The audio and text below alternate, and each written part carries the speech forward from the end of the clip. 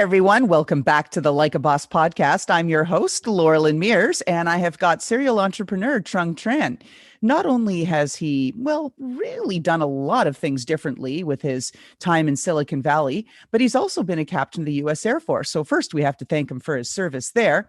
And secondly, we're anxious to dig in. He's building digital twins. Hey, Trung, what does that mean? Yeah, Lauren, I thank you for the thank you. And digital twins are really a reflection of you.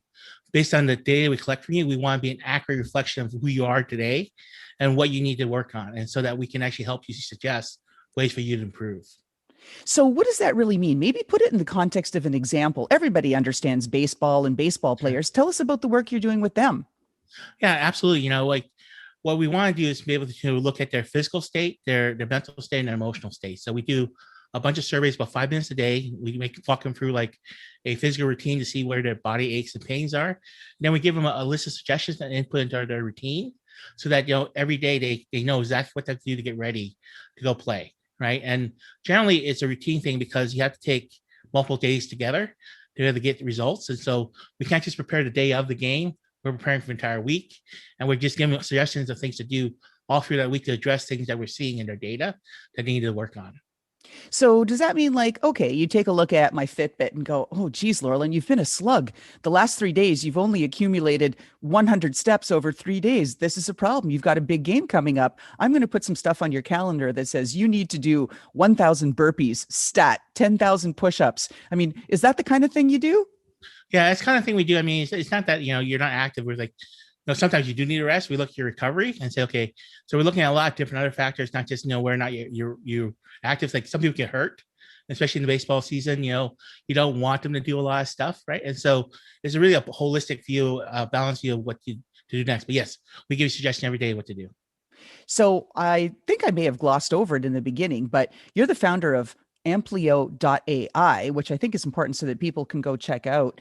You are not only an expert in data analytics, but all the artificial intelligence that's going behind the scenes and synthesizing all of this data so that it makes informed suggestions, right? Based on, like you said, should I recover? Continue being a slug, Loralyn. It's okay. Or maybe get out of your desk chair, right? Right, exactly. No, exactly right. I mean, I think, the thing is that people don't know how to interpret their data. You can get a lot of data collected on you all the time from a lot of different sources, don't know what to do with it. And so our AI is there to figure out, what you are normally, kind of what we call your baseline, and then simulate as the data changes, what we need to get to you to be where you need to be to perform well, right? And so as we're monitoring you all the time, we know when you perform well, we know when you don't perform well, and we know what kind of your body state is in that time. How much sleep do you get when you were killing it, right? How much sleep do you get when you weren't killing it, right? And so our suggestion is really based upon our full knowledge using the AI of learning who you are. And that's really key for us.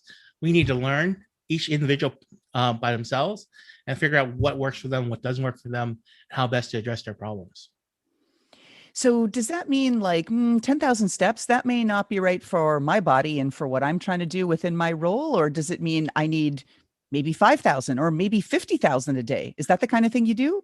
Yeah, it is. The 10,000 steps is funny because it's something that was made up in Japan for a public health thing. But really, basically, it's true. Some people need 4 hours of sleep. Some people need 8, right? Some people want a little bit of stress in life. Some people don't, right? Some people, want to run a mile or two every morning. Some people like to do, aerobics, or yoga. There's not one pathway to wellness. What we're looking for are things that, A, you can commit to, that we can put in your routine that you're actually doing all the time, and B, or is that helping you? And that's one of the things that's nice about what we do is that we're constantly monitoring you so we can see if your aerobic capacity hasn't gotten better, right? And when you look at your heart rate and stuff like that, if your sleep isn't getting better, right? Then the things that we're asking you to do may not be the right things for you, and we can try different things. A lot of time, I mean, everything we do today for wellness is trial and error, and so we're trying to get some of the guesswork out of that and be able to tell you quickly where something's working for you or not, so that you can have a good idea of getting to the outcome you want, get a chance to do something about it. Oh, cool. I'm convinced I'm one of those people that has those new sleep genes that have been found from that family in Utah. I think the Yeah. OTCR or something. I can't remember it. It's shameful. I should remember the name of the genes, but people that have that gene set don't really need a lot of sleep. I think that's me. I think so too. I mean, Leonardo da Vinci, and there's a bunch of people who were on with less than 4 hours sleep. Ben Franklin, right? And so, there's just a lot of like rules in life these days. For wellness, 11 hours, drink, a gallon of water every day, drink this.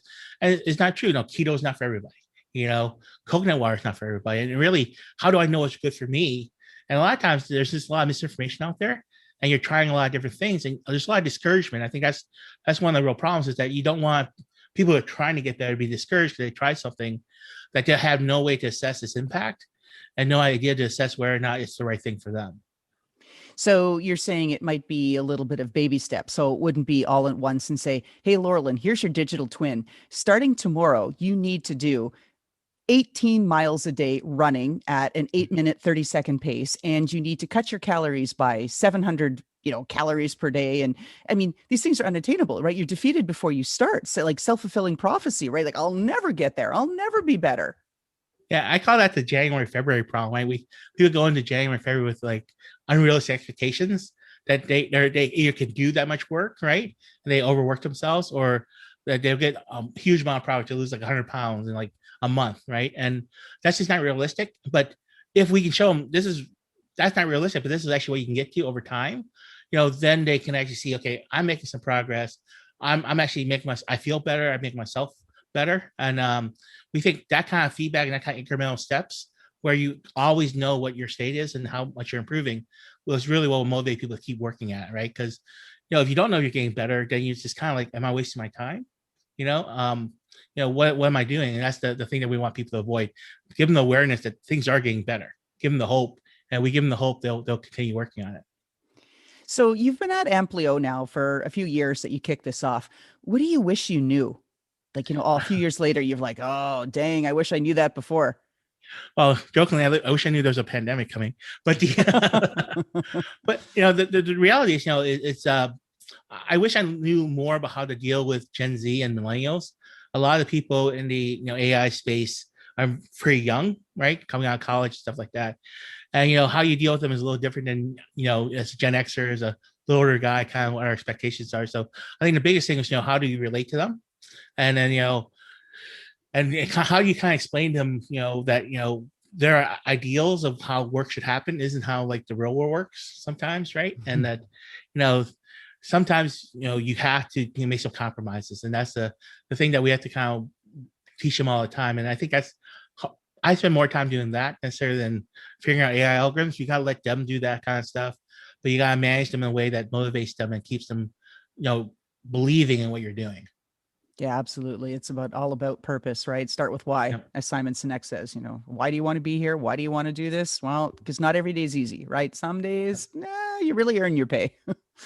That's the thing. I mean, that's the thing that I think a lot of millennials, I tell them all the time, there's gonna be ups and downs. In a startup company, there's the fallacy that we're always working, right? And you're not always working. Sometimes there's lulls because we're fixing a problem or a customer is waiting on a customer, those kind of things. You got to be able to manage yourself a little bit and kind of manage your expectations. And the other thing that's hard for them is the realization that there is no one else.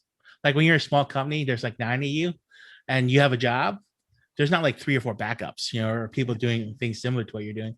And so you really have to deliver, right? It's kind of like a school project where everyone gets together, and now if one kid doesn't do any work, no one's going to do the work for them. And so, we got to figure out how to work together as a team doing that. And that's I think a lot of times they don't really understand that or know how to deal with that Yeah, that we see that too. responsibility. Yeah, we see that too. Like I said, that's, really my business, at Steer Us, where we're training entry level talent and emerging leaders. And, there's a lot of misconceptions. It's really easy to watch The Office or other cool shows that people like. And it's like, that's not really how it works. I know that's the tough thing. That's why I wish I knew I'm better. In my positions before, I always dealt with more senior people.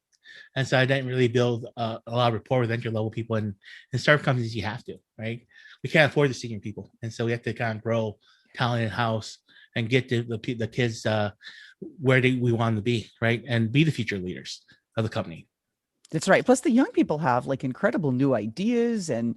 and just maybe not so much the tenacity, but just the foresight, like where they're unabashed, right? Like, I'm going Right. for it. I've got this idea. I'm going for it, and just Right. give them space, right? I look at this, and when we talk with other CEOs and leaders, it's really the job of the leader to just kind of get the obstacles out of the way, right, for the No, people. Absolutely. I think that's true. And also, it's a little bit of encouragement. A lot of people don't really think about how important that is, right? That, um, you can give, hey, here's your MBO for the quarter, go do your job, right? But along the way, you have to encourage them and say, hey, especially the younger kids, they need more feedback, hey, you're doing well. This is kind of direction you're going, and actually have a conversation with them where they're equal party to it, where their ideas are there on the table and what they want to do, and you're giving them guidance like, well, in my experience, this doesn't work. Let's try it, and just we'll see if what comes out of it. I mean, one of the big things that we emphasize is that we're a learning company, and so if you try something and you fail, that's okay, as long as you learn from it, right? And so we're trying to encourage people to take risks, trying to encourage people to do things out of the box, because one of the things I tell them all the time is, if no one's done it before and no one's done kind of the stuff we're doing, then you can't be wrong. Right. You can't do it wrong, right? Because no one else is able to do it. The question is, how can you learn from it, and how fast can we learn? And so that's the thing that we emphasize in the company quite a bit is, and that's how we kind of encourage the kids. So, hey, it's okay that you kind of goof this up, it didn't work out well, but what do we learn from it? How do we change our direction to make it like a lot easier going forward? Got it. Now you're talking about things like you're saying, oh, I wish and I wish I had known. So on that theme, if I gave you some magic beans and said, Trung, you get to go back in time, any point in time in your life, and you get to Sure. undo one thing, what are you going to change? I'd probably get married, but beyond that, I think there's a little balance. I work a lot, but from that standpoint, I think having a good structure around you is important, right? And it's a little harder when you're single and you're trying to do all these things. So I think if I had to go back in time, that would have change. From a business standpoint, I think I've been pretty focused in understanding data analytics and cloud computing and all that stuff. So I don't regret any of the jobs I've had or the things I learned along the way. Because I think they kind of brought me to this part of my journey, right, to be able to start this company. And so from that standpoint, you always can say, I wish something could have done a little bit better, a little bit worse.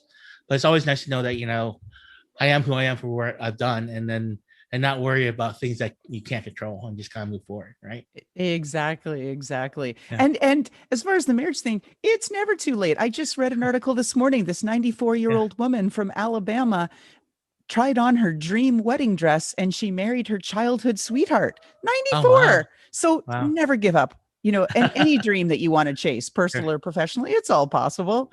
Sure. Sure. No, So absolutely. Yeah. turning to the tables to some advice, because we've got a lot of young listeners and young entrepreneurs who are listening to and tuned in here to the Like a Boss podcast, and they want to know, what advice do you have for them? Yeah. I think the most important thing if you're an entrepreneur or in technology, there's two things you have to really understand. First, be in love with the problem, not the solution. A lot of entrepreneurs, a lot of startup companies fail because they have an idea of what they want to build and what they want to do, and it may not be what the market wants, or it may be too early for the market. People don't understand what they're wanting to do, right? And the second thing, I would say is, um, you know, always move forward, right? I mean, you hear that a lot, but I tell you, the entrepreneurial path. Someone told me it's like a roller coaster. You have to really like the ups and downs, right? Um, I can tell you 90% of the time things are not going to go well, right? And the question really comes down to, the whole idea of going forward is, okay, I can't change that. I can't change there's a pandemic, and so, what do I do now? I mean, and a lot of times entrepreneurs get caught up in, oh, I need to react, I need to do this. Sometimes it's worthwhile to just stop and step back. Okay, what how do I want to move forward? Because maybe just keep working on the path of mine with this big obstacle in front of me, hitting the wall constantly is not the right answer, right? And so you have to kind of sit there and think, don't get discouraged, don't think about all things that you could have done better, because a lot of times, especially as a startup company, there's a lot of things you don't control. You don't control the market, you don't control your competition, they're huge, right? Kind of thing, and so the question really is, okay, given everything I can't control, what can I control? How do I move the company forward? And don't get discouraged when the world doesn't work out the way you want it to. Oh, yeah, true that. Oh my goodness. And when you said Yeah. the quote about a roller coaster, I know, like, I certainly feel that, but I like Elon Musk's assessment of what an entrepreneur really means and how it feels. He said it's like chewing glass and looking into an abyss. And there are days where I'm like, yeah, yeah, I get it. It is. The hard thing that most people don't understand is like fundraising. There's nothing fun about it. It's just as much effort to raise $50 as it is to raise $5 million. And so, Yeah. You still have to get someone to convince them that you're worth it, and then all the money. And it's like going through a speed dating and having everyone reject you. There's a lot of rejections along that. It's just not fun. But I agree with you. That's what the this and chewing glasses. You're trying to do something that hasn't been done before. You're trying to do something innovative, and everyone's geared up to tell you no. Everyone tell you how you fail, right? And the question is that can't be the first one to say that. You can't be the first one to say I'm not. This is not going to work out, right? Be the last person to say that, right? And just keep plugging away, right? Go look at the abyss and see the light down in the tunnel, right? The Einstein Rosenberg bridge to the next galaxy, and then you'd be good to go. There you go. I love that. That's what we need. A little positivity, right? Right. That's so you've been very helpful giving our audience all kinds of goodies and gems and tips. How can our audience help you, Trung? Well, no, we always like that feedback. We also are doing a crowdfunding race right now on Republic.co. And so if you're interested in our company, interested in what we're doing, feel free to kind of invest there, right? If you have any questions, feel free to reach out to me. And we can definitely talk through it. And if you have any questions for AI, I'm glad to talk it with you. So it's not a big deal. I like to have that kind of discussion with your audience, and it always gives you good feedback because you never know when a good idea comes from, right? And if what some people might think is a stupid question, may be brilliant. This is a question of being open to that kind of thing. So love to kind of get some feedback from your audience. And again, if they're interested, they can invest in us in Republic.co. And how do people reach you? Where can they find you? Sure. You can see me on Amplio.ai for the contact form, or at my email is trung@amplio.ai. I get a lot of emails because it's pretty easy to figure out just my first name and the name of the company. So a lot of people do that. Okay, so we got that. Now, the last question. We've talked about AI, we've talked about your service in the Air Force, really important things. This one's a little fluffier, but our audience really Okay. likes this question. If we peeked into your closet and there was a pair of shoes that spoke to your personality and represented it, what is that pair of shoes? Describe it to us. It's a pair of beat up Asics. I love Asics. I try to do as much walking as I can, as much time as I can. And I just wear it all the time. They're very comfortable. They're beat up. The soles are kind of like, worn down a little bit, and the back of the heel. So that would be my shoes. Something comfortable, functional, and something that, will stand up to kind of the ups and downs. When you have like a loafer or some kind of leather shoe, you have to protect it and you have to be careful with it, right? I'm much more of a person that, here, I wear the shoes or throw them in the closet, and they'll work for me the next day, independent of any care or feeding you do with it. So that's why we lead my thing. Be a pair of Asics. Oh, I love it. All right. So, with that, thank you very much, Trung Tran, founder of Amplio.ai. So, check it out if you want to figure out what your digital twin looks like. Thanks so much for being on the show today, Trung. Thank you. Bye bye. And how about that fantastic intro by Touch Circle?